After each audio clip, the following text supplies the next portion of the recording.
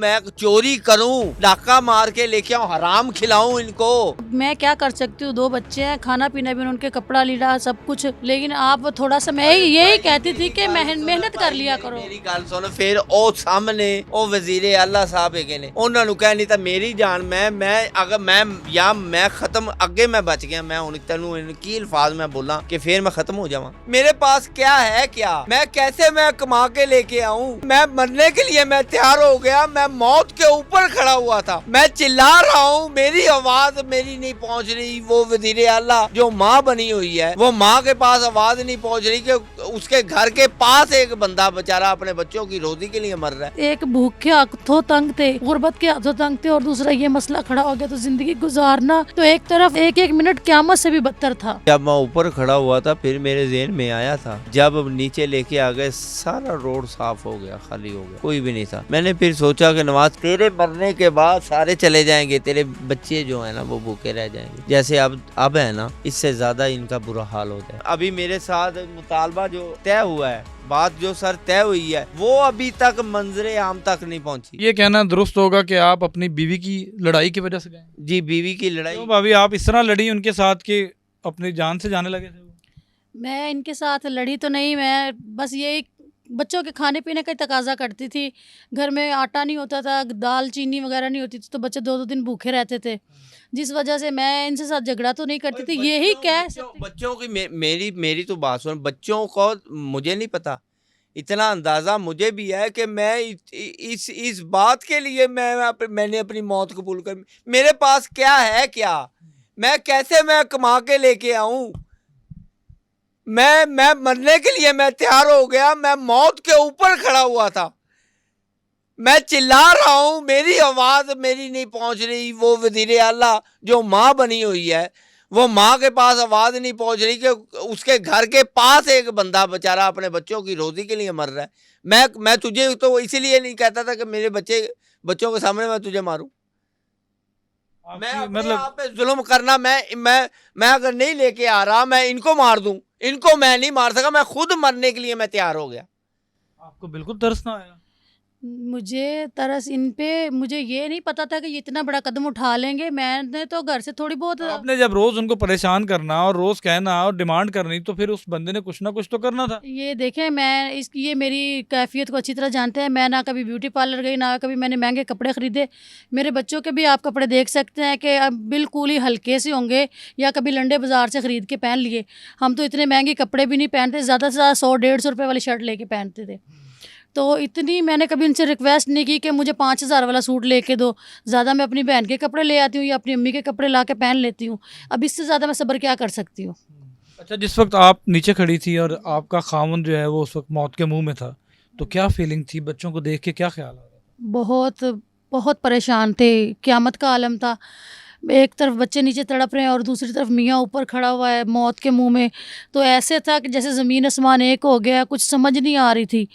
बस बहुत था, बस एक भूख के हाथों तंग थे, गुर्बत के हाथों तंग थे, और दूसरा ये मसला खड़ा हो गया, तो ज़िंदगी गुजारना तो एक तरफ वो क़यामत का एक वक्त, एक एक मिनट क़यामत से भी बदतर था। बिल्कुल, दोनों मियाँ बीवी जो हैं इस वक्त रो रहे हैं और अभी लड़ भी रहे थे कि मैं सिर्फ तेरे इसरार करने की वजह से, तंग करने की वजह से इस हाल में पहुंचा हूं, लेकिन अल्लाह पाक जिसकी जान बचा रहा हो उसको कोई कुछ नहीं कह सकता। तो नवाज़ भाई, मुझे ये बताएं कि उसके बाद आपकी बीवी से क्या मुलाकात हुई? क्या ज़ारो कतार रोए एक दूसरे से मिलके? क्या रोना तो दूर की बात है, ये जब मैं ऊपर खड़ा हुआ था, फिर मेरे ज़हन में आया था कि जब नीचे लेके आ गए, सारा रोड साफ हो गया, खाली हो गया, कोई भी नहीं था। मैंने फिर सोचा कि नवाज, तेरे मरने के बाद सारे चले जाएंगे, तेरे बच्चे जो है ना वो भूखे रह जाएंगे, जैसे अब है ना, इससे ज़्यादा इनका बुरा हाल हो जाएगा।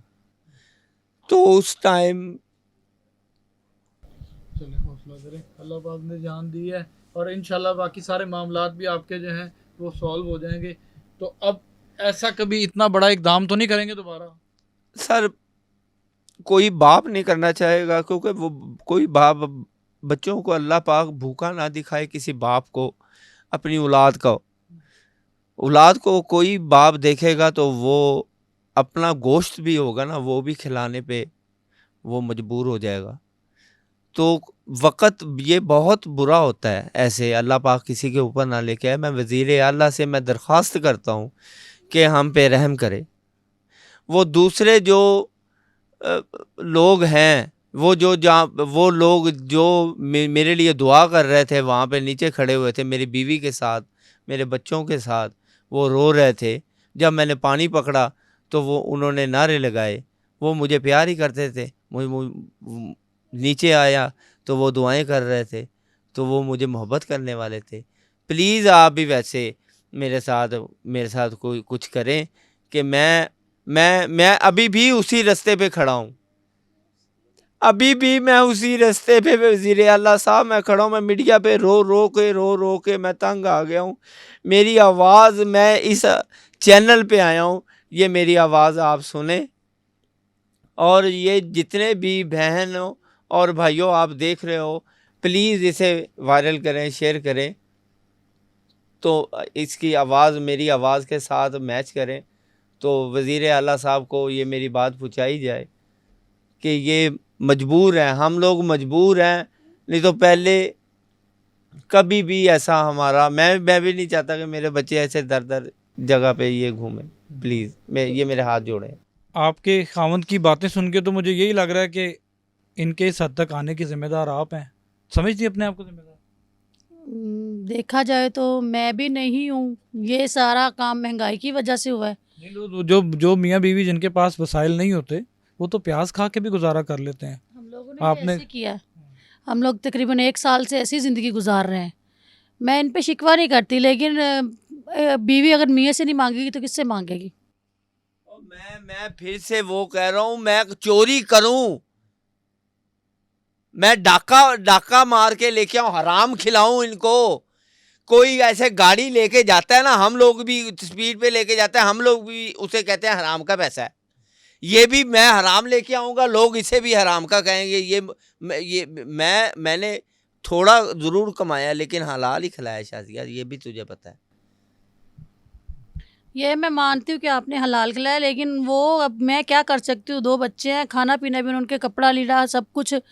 लेकिन आप थोड़ा सा, मैं यही कहती थी कि मेहनत कर लिया करो। मेरी गल सुन, फिर ओ सामने ਅਸੀਂ ਇੱਥੇ ਆਏ ਖਲੋਤੇ ਆ ਨਾ, ਉਹ ਵਜ਼ੀਰ ਆਲਾ ਸਾਹਿਬ ਹੈਗੇ ਨੇ, ਉਹਨਾਂ ਨੂੰ ਕਹਿ, ਨਹੀਂ ਤਾਂ ਮੇਰੀ ਜਾਨ, ਮੈਂ ਅਗਰ ਮੈਂ ਖਤਮ, ਅੱਗੇ ਮੈਂ ਬਚ ਗਿਆ, ਮੈਂ ਹੁਣ ਤੈਨੂੰ ਕੀ अल्फाज मैं बोला कि फिर मैं ख़त्म हो जावां? नहीं, ख़त्म तो अल्लाह आप पाक। चाहती हैं कि ये आपसे दूर हो जाए? नहीं, मैं ये नहीं चाहती। ये बच्चों के बाप है, अल्लाह पाक इनकी 100 साल ज़िंदगी करे। लेकिन बस ये थोड़ा-सा है कि हमारे थोड़े से हालात सुधर जाएँ, ताकि हम भी सुकून से ज़िंदगी गुज़ार सकें। मुझे पता है ये भी परेशान है, लेकिन मैं इनसे इस तरह रोज़-रोज़ झगड़ा नहीं करती। लेकिन कभी-कभार वो हँसी मज़ाक में हमारी लड़ाई हो जाती है। लेकिन इस तरह ये दिल पे ले लेंगे और ये कदम उठा लेंगे, तो ये मैंने कभी सोचा भी नहीं इस था। वक्त ये नीचे आए, पुलिस पकड़ के ले गई, उसके बाद जब ये आपके पास गए तो क्या बातें, पहली बातें क्या हुई, क्या आप लोगों ने डिसाइड किया? पहले बातें क्या करनी थी, हम लोग तो ये इससे देख-देख के रोते जा रहे थे। तकरीबन पूरी रात हमें एक दूसरे को देख कर रोने में, बच्चे भी रो रहे थे, हम भी रो रहे थे, और रो भी रहे थे, और परेशानी भी थी, और हाथ में भी कुछ नहीं था कि आगे से ज़िंदगी हम लोगों ने कैसे शुरू करनी है और कैसे गुजारनी है। तो इसकी जान बचने का तो पहले हम बहुत ज़्यादा शुक्रिया अदा अल्लाह पाक का करते रहे कि अल्लाह पाक ने, शुक्र है मेरे बच्चों पे। बेशक हम भूखे रह लेते हैं, लेकिन एक साथ तो हैं। अब एहसास हो गया है, अब थोड़ा भूखे रह लेंगे, तकलीफ काट लेंगे, लेकिन इस हद तक नहीं जाएंगे कि नवाज की जान चली जाए। जी, बिल्कुल ऐसे ही। आखिर में वज़ीर आला पंजाब से कोई मुतालबा करना चाहेंगे तो कैमरे में देख के आप बात कर सकते हैं। सर मेरा तो रोना है बस। अब मैं मरीम नवाज़ साहिबा को मैं ये गुजारिश करता हूँ, वो कभी कहाँ पे होती हैं, कभी कहाँ पे होती है, लेकिन उनको ये नहीं पता कि कौन कहाँ पे है, किसको अजियत कहाँ मिल रही है, ये आपको नहीं पता। आप वज़ीर आला बनी हुई हैं, हमारी माँ बनी हुई हैं आप, तो लेकिन आपको ये नहीं पता कि मेरी जो रियाया है, मेरे जो हुकूमत मैं जिन पे कर रही हूँ, उनके साथ क्या हो रहा है।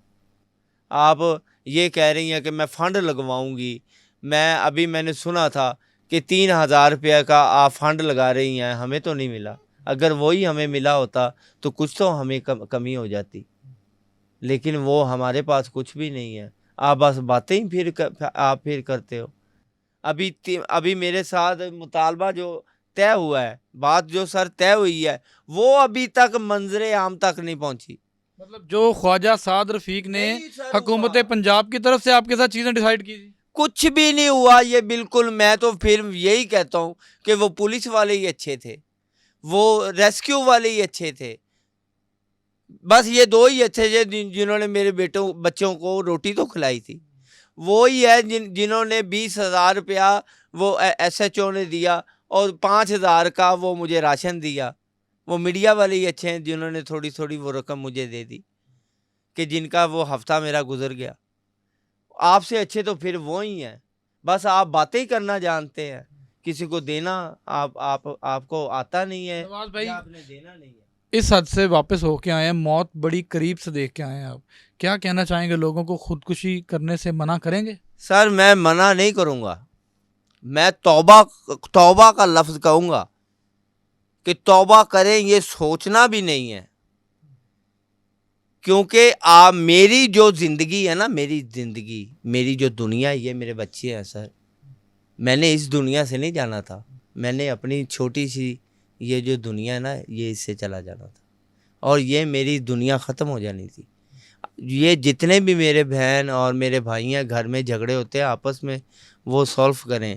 लेकिन आपके मामलात, आपकी महंगाई या जो भी है, आप मरियम नवाज साहिबा को बताएं, क्योंकि वो सदर हैं, उसको पता चलना चाहिए कि क्या चीज़, कौन सी चीज़ हमारे मुल्क को तंग कर रही है, वो हल की जाए। अब मैं यहाँ पे बैठा हूँ, 5 लाख रुपया सर मैंने वो सिर्फ बताया जो नेचुरल है।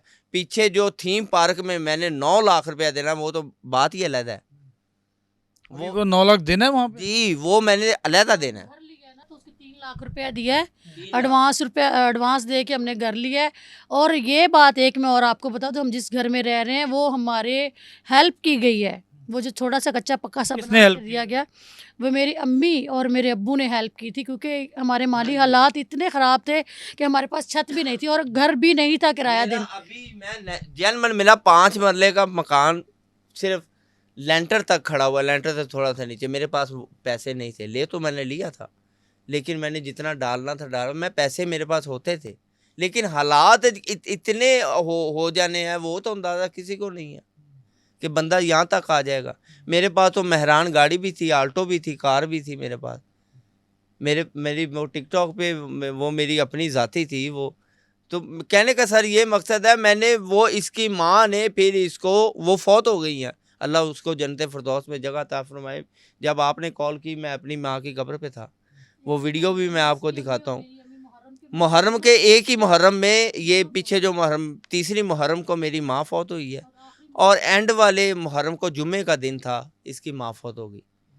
अब ये उस दौरान पैसे भी हमारे पास जो 40-40, 50-50 हज़ार रुपया था, वो लग गया। हमारे यहाँ 7 फौतियाँ हुई हैं, तो उस दौरान पूरा महीना हम लोगों को काम भी नहीं हो सका, और जो थे पैसे थोड़े बहुत, हमने थोड़े बहुत थे, वो फौतियों में सारा लग गया। रिश्तेदारों से फिर लेके गुजारा करते रहे हैं, लेकिन अब नहीं सर, कोई देता ही नहीं है। कोई देता नहीं, बिल्कुल। और नाज़रीन, थ्री नवाज पार्क थी में अभी मैंने वो घर जो था मेरा, वो अभी बनने वाला है, तो वो अभी किस्तें भी उसकी मेरे पास ऊपर 90,000 रुपया उसकी किस्तें शार्ट है। तो वो हाजी खुशी मुझे ये बात कह रहा है, उसके जो कारकुन हैं वो कह रहे हैं कि किस्तें आपकी ब्लैक लिस्ट में आ गया भाई, किस्तें अगर ना दोगे, आपकी ईंटें उठा के आपको दे दी जाएंगी, तो कब्जा हो जाएगा। किस्तें ना दोगे तो ईंटें वापस मिल जाएंगी और जगह पर कब्जा हो जाएगा। नाज़रीन, नवाज मौत को बहुत करीब से देख के आया, और उसके बाद पूरी दुनिया में ये मंजर भी देखा गया कि एक शख्स इतने हाई वोल्टेज तारों के करीब जाके बैठा रहा और अपनी ज़िंदगी ख़त्म करने की तैयारी कर चुका था। लेकिन कुछ अल्लाह के बंदे, कुछ नेक बंदे, और ख़ास तौर पे ख्वाजा साद रफ़ीक का किरदार जो है उस वक्त बड़ा अहम है कि उन्होंने, नवाज इस वक्त पोल के ऊपर मौजूद था, तो ख्वाजा साद रफ़ीक ने एतमाद में लिया और तमाम चीज़ें बताई जो कि नवाज़ के मुंह से आपने सुनी है। अब देखना ये है कि मोहतरमा मरियम नवाज़ साहिबा वज़ीर आला पंजाब कब नोटिस लेती हैं, कब इस वादे की तकमील करती हैं, कब इनको ये सारी चीज़ें मिलेंगी ताकि इनके घर के हालात बदल सकें, बच्चों की ज़िंदगियाँ बदल सकें। ये तो अब वक्त ही बताएगा। मिलते हैं नए टॉपिक, नई स्टोरी के साथ, तब तक के लिए इजाज़त दीजिए। अल्लाह हाफ़िज़। है।